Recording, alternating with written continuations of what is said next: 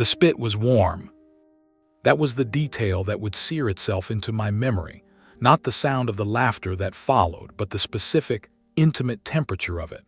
A small, contemptuous splash against my cheekbone, clinging for a moment before beginning a slow, shameful slide towards my jaw.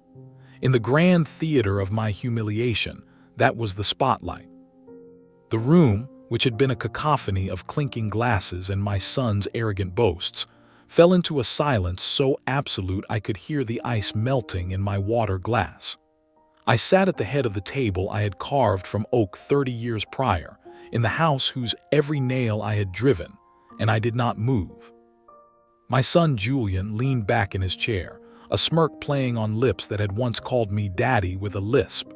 His wife Chloe let out a sound, a sharp, stifled giggle that was more damning than any full-throated laugh. It was the sound of a secret shared, of a boundary not just crossed but erased. "You just sit there," Julian said, his voice slick with a cheap red wine and a cheaper sense of power. "So old, so weak, you're just worthless." The words were not new. They were the culmination of 1,000 smaller cuts, the final, brutal incision. But the spit was a violation of a different order. It wasn't an argument, it was a branding. I reached for the linen napkin in my lap. My hands, gnarled and mapped with a lifetime of labor, with the ghost of splinters and the memory of cracked knuckles bleeding into drywall dust, were perfectly steady. I brought the cloth to my face and wiped slowly, deliberately, absorbing the warmth, the insult, the end of everything I had believed about family. I did not look at him. I looked at the grain of the table, tracing the lines I had sanded smooth for a family that no longer existed. In that silence, a profound coldness bloomed in my chest, spreading through my veins like an intravenous frost. It was not rage. Rage is a fire, and fire consumes. This was colder, sharper. It was the clarity of absolute zero. That was the night I, Silas Vance, stopped being his father. I became an architect of consequences. He thought that spit was the period at the end of the sentence of my life. He didn't know it was the first word in a new, far quieter and more dangerous story. He owned nothing he stood on. Not the polished floor under his Italian shoes, not the land beneath the foundation, not the very air he breathed to insult me. I still held the deeds, the titles, the ancient, rusted keys to his entire world. The love I had for him was not a lie. It was a cathedral I had spent a lifetime building, and he had treated it as a public toilet. I gave him everything. I gave him the sweat of my youth, the strength of my prime. I worked shifts that didn't end, in cold so biting it felt like the air itself had teeth. I remember the specific, aching burn of frozen fingers thawing by a space heater, the gritty taste of cement dust that never quite left my throat, the deep, bone-weary groan my body would make as I climbed into a bed long gone cold. And I came home to him, a small boy with eyes full of stars who would run to me with arms wide, his small body a furnace against my chilled skin. Daddy, that word was a sacrament. It was the balm that made every cracked callus, every bruised shoulder feel like a medal of honor. I thought that currency of love was permanent, that if I kept depositing my life into his, the interest would be a good man. When his mother, Elena, was taken by the cancer, the world shrunk to the size of our grief-stricken house. I became both mother and father, my rough hands learning the delicate work of braiding hair, my voice, rough from shouting over construction sites, softening to read bedtime stories. I wore the same pair of work boots for 5 years, the soles worn thin as paper so he could have new sneakers for school. I would skip lunches, telling him I'd eaten at the site so his plate could always be full. My wallet was a hollow leather echo, but my heart was swollen with a fierce, desperate pride every time he brought home a good grade, every time he smiled. That boy was a ghost now, a phantom haunting the shell of the man he became. I helped him buy his first car, my signature a shield against his youth and lack of credit. I co-signed his loans, a silent partner in every ambition. When he wanted this house, I didn't just help with the down payment. I gave him my own home, moving into the small granny flat out back, a willing ghost in the kingdom I had built for him. I told him the old rules: respect money, keep your name clean, stay humble. He nodded, said all the right things, but his eyes were already looking past me, towards a horizon of shiny, meaningless things. The change was a slow poison.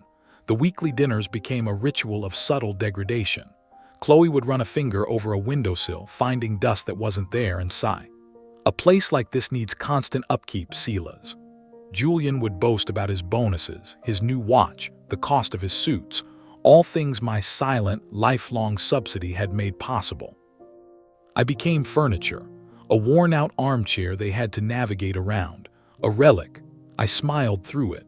A father's smile is the first and last lie he tells to protect his child.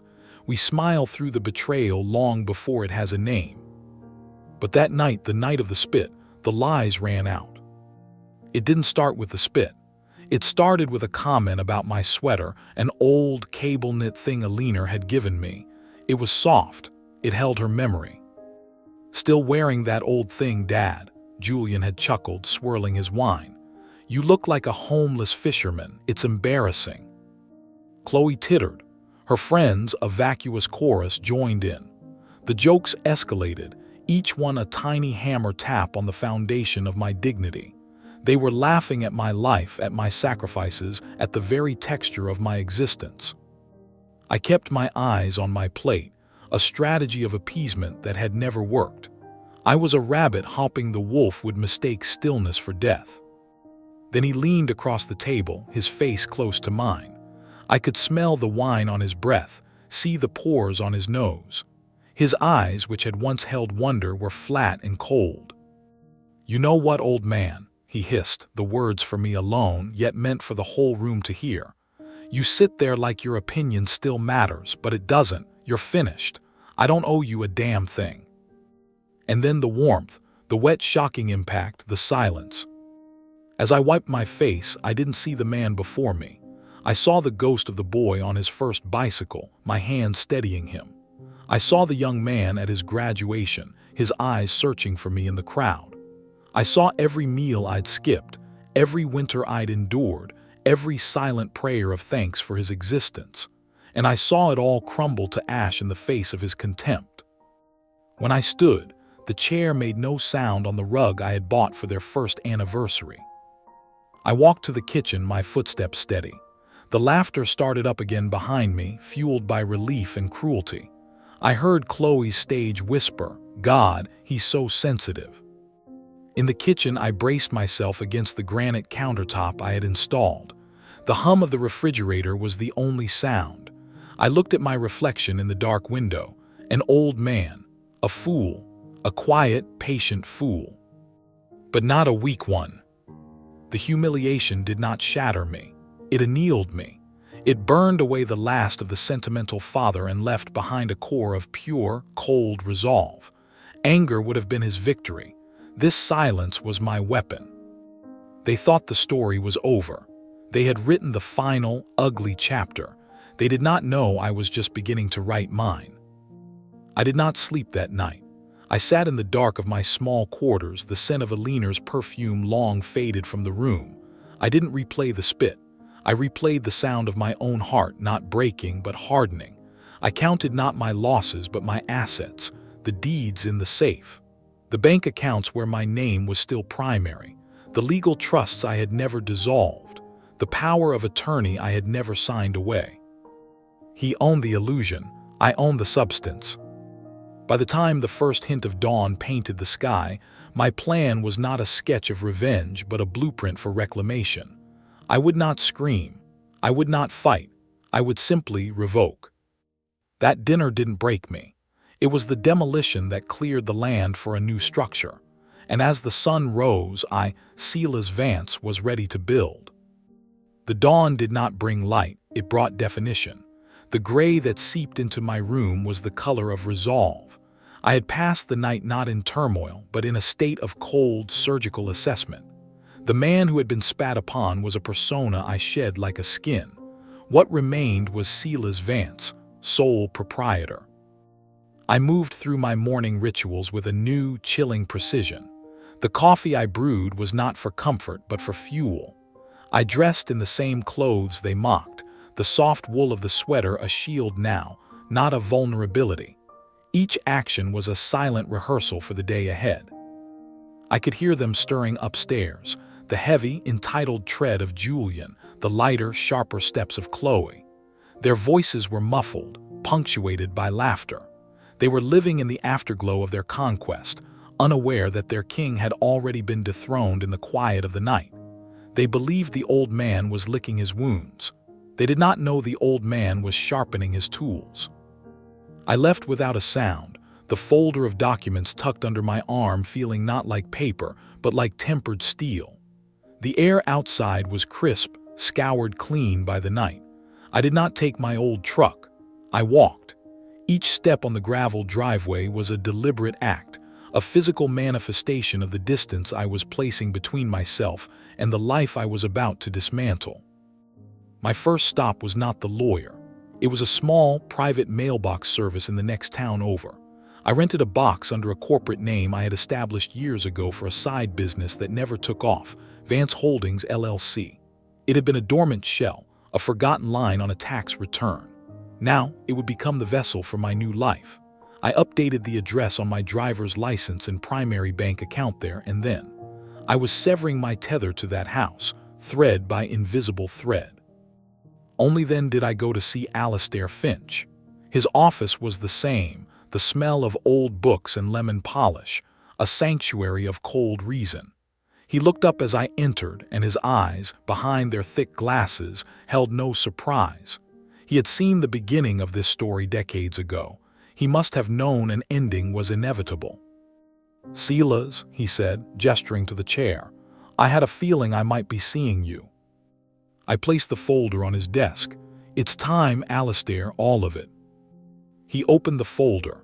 His eyes scanned the top document, the title deed for the house. His name was on it as the occupant.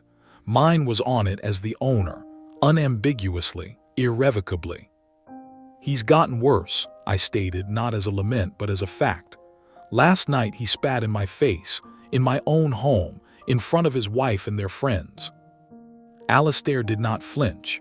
He simply nodded, a slow, grave dip of his head. He understood that some lines once crossed cannot be uncrossed. They can only be paved over. "We proceed with the quiet title action," he said, his pen already moving.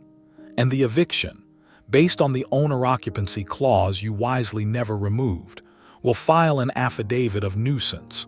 The spitting, the verbal abuse, it constitutes a breach of the peaceful enjoyment of your property." The words were beautiful in their clinical finality.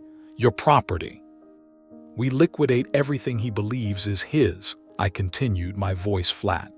"The joint investment account, the college fund for the children he doesn't have yet, the car title where my name remains as the lien holder. I want it all folded into the Vance Holdings Trust, every cent." Alistair made a note. "He will be notified by mail, as per the law." "Send it to the house," I said. "Let him open it there." Next was the bank. The manager, a man named Robertson who had watched my son grow up, turned pale as I laid out my instructions. He remembered co-signing those first accounts.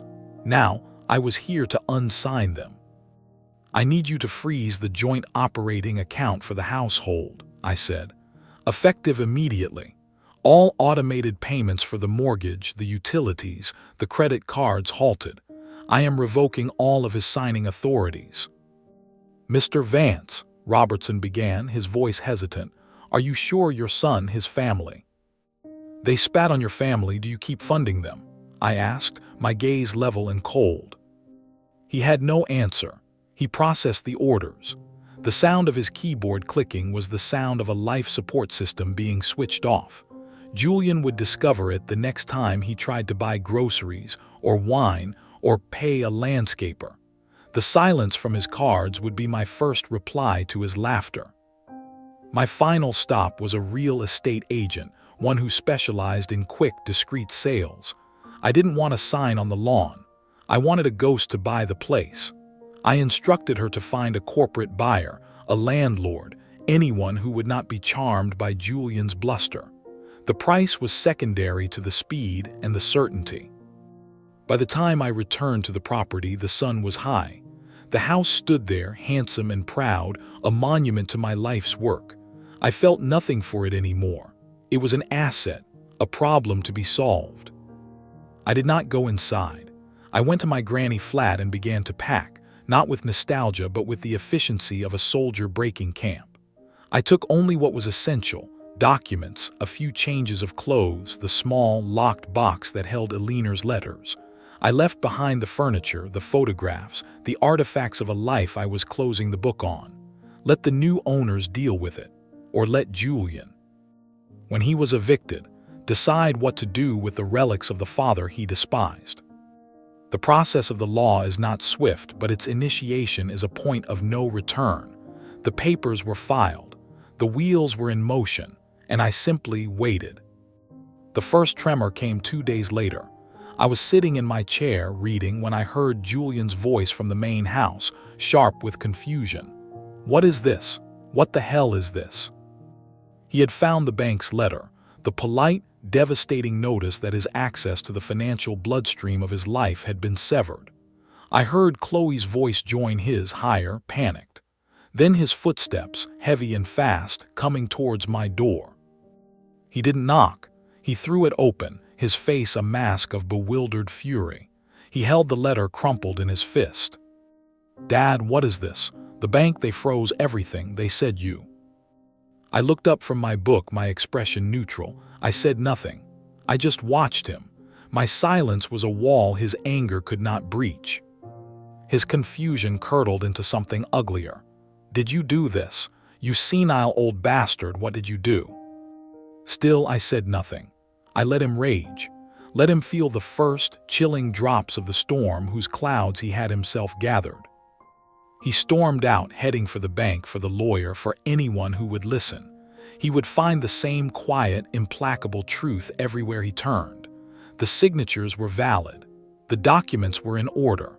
The world, which had always bent to his will, was suddenly made of stone. The real eviction notice came a week later, served by a dispassionate county official. I watched from my window as Julian read it, his face draining of all color. He looked up at the house, then towards my door, his eyes wide with a dawning, horrific understanding. This wasn't a financial dispute. This was an exile. The movers arrived on a Tuesday. I had already left, my single suitcase in the trunk of a taxi. I took a room in a motel under the Vance Holdings name.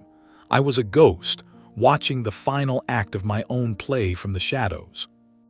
I heard through Alistair that it was not a quiet end. Julian shouted. He threatened lawsuits he could no longer afford to file. He pleaded. He called my phone, leaving messages that spiraled from threats to desperate, weeping apologies. "Dad, please, I'm sorry, I was drunk. I didn't mean it, please, you can't do this."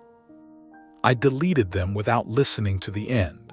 An apology that comes only when the consequences arrive is not remorse. It is negotiation, and I was no longer negotiating. The house was sold to a property management company within a month. They changed the locks the day the sale was recorded. Julian and Chloe were given 72 hours to remove their personal effects. I saw a photo in the local paper weeks later, a picture of the handsome house, with a caption about a rising corporate rental market. There was no mention of the family that had been erased from within its walls. I settled in a small, anonymous coastal town, much like the one in the original story. But my peace was not a gentle thing. It was a hard-won silence, paid for with the currency of a broken heart. I did not feed birds or make friends with fishermen. I kept to myself. I would walk the shore for hours, the crash of the waves a suitable soundtrack for the turmoil I had quieted inside. One day, a letter forwarded from Alistair found me. It was from Julian. The handwriting was shaky, unfamiliar. "Dad," it began, "I'm living in a rented room. Chloe left me. No one returns my calls. I lost my job. I understand now. I understand what I did. I thought you were weak because you were quiet. I was the weak one. I built my life on your back and then mocked you for the weight. I see that now. I don't ask for the house back. or the money, I miss my father. I read it once, then I folded it neatly and held it over the flame of the gas stove in my small kitchen. I watched the paper blacken and curl, the words turning to smoke. I did not feel vindicated.